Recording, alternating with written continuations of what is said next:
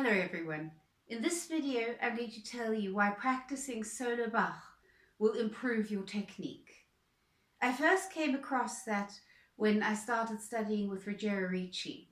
I was 15 at the time, and one of the first things he said to me was, you should practice solo Bach every day, always. And I found that a little bit daunting because I was thinking of things like the chaconne or the fugues, and I thought, what, I'm supposed to play the chaconne every day? So I was a little bit surprised about that, and he said, no, you don't start with the chaconne. There's many other movements which you start with. And since then, I've been practicing solo Bach all the time, and I was amazed at the difference it made to my technique. Quite apart from the fact that practicing some of the greatest music which has ever been composed for the violin, of course, is wonderfully satisfying for the soul. And when I became a teacher, I started giving my pupils solo Bach quite early in their violin playing time. Some of the things I gave them even when they were only playing in first position, and certainly as soon as they were playing in third position, I started giving them solo Bach, and I was amazed at what progress they suddenly made. Some of you might know that I started my channel with my quest to complete all solo sonatas and partitas. That's a quest which is going to be completed within the foreseeable future.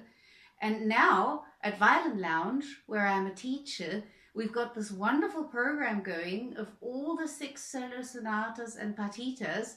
Slata and Atal Salai and I are teaching all 6 solo sonatas and partitas, and I can absolutely recommend this program if you're interested in going into the depths of solo Bach and studying them intensively. You have the possibility of sending in feedback videos where you can have personalized feedback by Slata, Antal, or myself, and this is a great thing. I'm very excited to be a part of this, because now, after I've nearly completed my quest of recording all the solo sonatas and partitas by Bach, I'm now starting my new quest of teaching all the solo sonatas and partitas. Just click on the link in the description below and join us in this wonderful program of exploring all the 6 solo sonatas and partitas by Bach, and you will be amazed at what progress you will make technically by practicing Bach on a regular basis. One of the pieces which I give to my students quite early on, as soon as they are familiar with playing in third position, is, for example, the 4th movement of the first solo sonata. The great thing about Bach, and this is truly amazing, is that Bach sounds good at any speed. It doesn't matter. If you play Bach fast, it sounds fantastic. If you play it very slowly, it also sounds fantastic. I know no other composer where this is the case. It's truly like magic. So if I give this piece to somebody who is only just familiar with playing in third position, of course the goal is not to play it at a Presto speed. That wouldn't help very much. But if you know how to practice a movement like this, you will get immense technical benefits. The first thing that I can recommend to all violinists, no matter what your level is, if you play a movement like the Presto of the first solo sonata, don't push for speed, because that is not helpful. It's, of all 4 movements in the solo sonata, in a way the least problematical one. But when I've performed the solo sonata, I was often more afraid of this last movement than I was of the fugue, simply because of the speed and the danger of tensing up. So the one thing which really helped me was to never push for speed. And now, if you're not such an advanced player, of course pushing for speed in a movement like that is absolutely not helpful.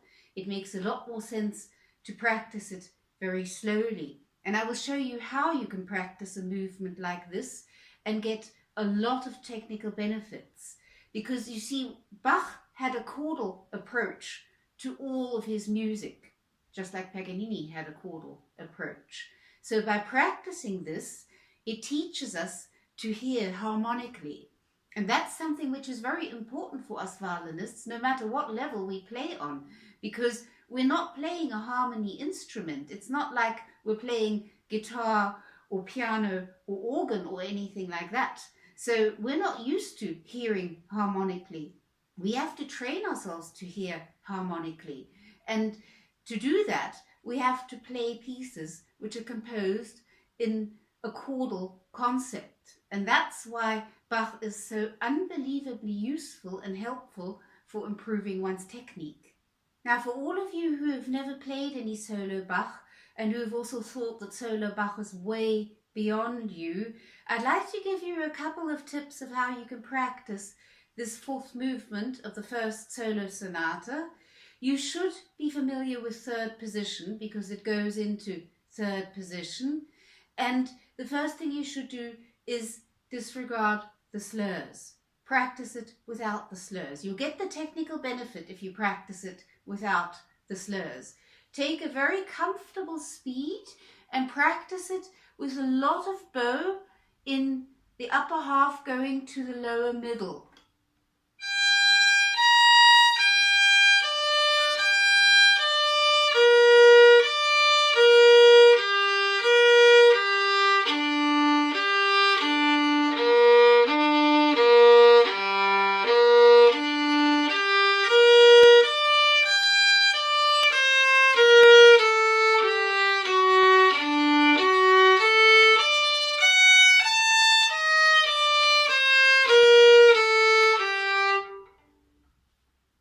Not faster than that, because this speed, as your upper speed, you can practice it slower if you like, will give you a lot of bow technical benefit. You're doing a very broad détaché with a comparatively high speed of bow. Make sure you use a comfortable speed. Don't make it more difficult for your bow than you need to. If you want to play it slower, that's fine. Remember, Bach sounds wonderful at any speed. Enjoy this beautiful music.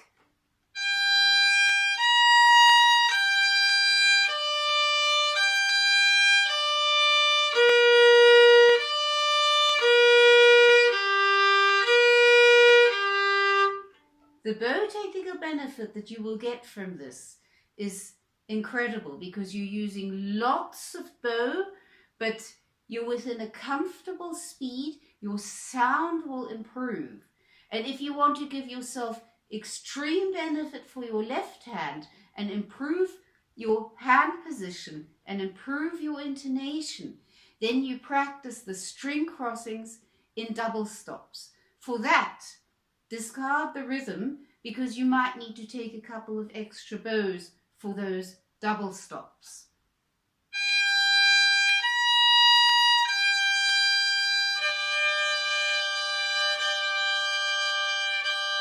Stay on it until it's in tune. You can control the third finger D with the open D string. Make sure that's in tune.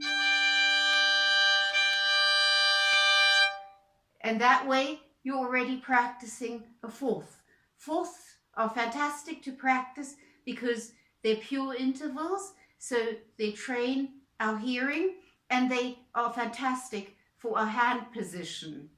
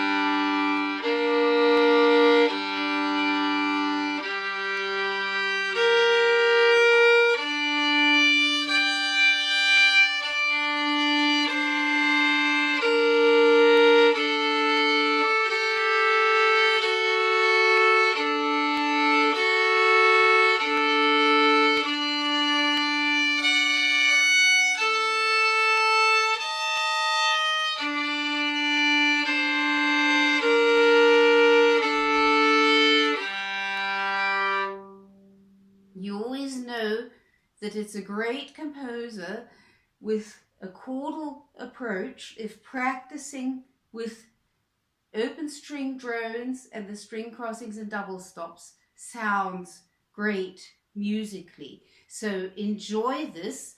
Give yourself time. If you need to correct, stay on the double stop until it's in tune, because you have to take that out of the rhythm because you're practicing double stops.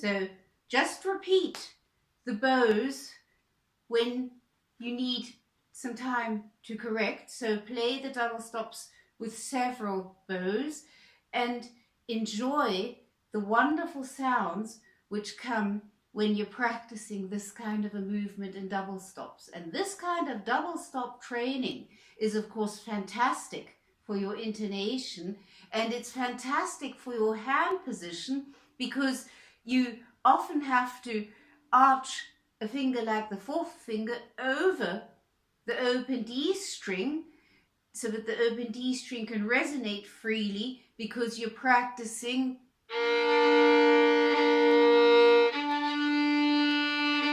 fourth finger D on the G string together with open D string.